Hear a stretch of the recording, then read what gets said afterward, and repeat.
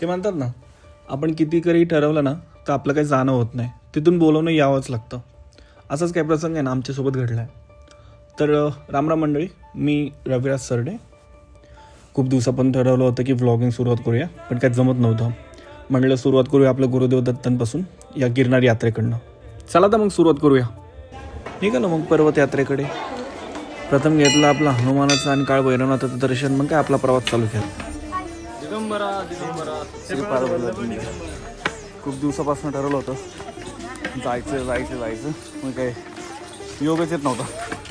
मग काय दिवाळी सुट्ट्या आल्या, निघालो. चला दाखवतो.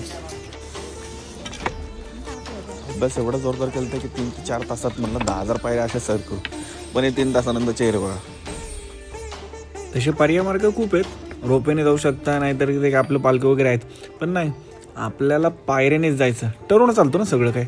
पूर्ण 3 तासाच्या प्रयत्नानंतर फक्त किती 1200 ते 1500 पायऱ्या पसार केला, बस. बाकी काय. ब्रेक घेतला, थोडे फळं, पाणी, काकडी, जे काय मिळेल ते पटपट खाल्लं.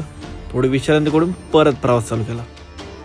कसं बसं रडत करडत भर उन्हामध्ये 5,000 पायऱ्या कंप्लीट केलं. तिथं म्हणतात ना, जिथं श्रद्धा झाली देवाची तिथं काय सगळं काय करून एका पॉईंटला गिवअप केलं होतं. बट जायचं म्हणजे जायचं. बघू शकता तर पोचलो अंबाजी देवीच्या मंदिराच्या इथे. आणि जे चेहऱ्याचे सुख आहे ना, सांगूच नाही शकत, व्यक्त नाही करू शकत. आता पूर्ण जो गिरनारची यात्रा आहे ना, 9 ते 10 तास लागले. आणि मला नाही वाटत की 2 मिनटामध्ये हा पूर्ण बसेल. सो मी ठरवलं की 2 पार्ट्स करू. आणि हा पहिला ट्राय होता. जर आवडला असेल तर नक्की सांगा, मी परत एक दुसरा पार्ट टाकेल. धन्यवाद.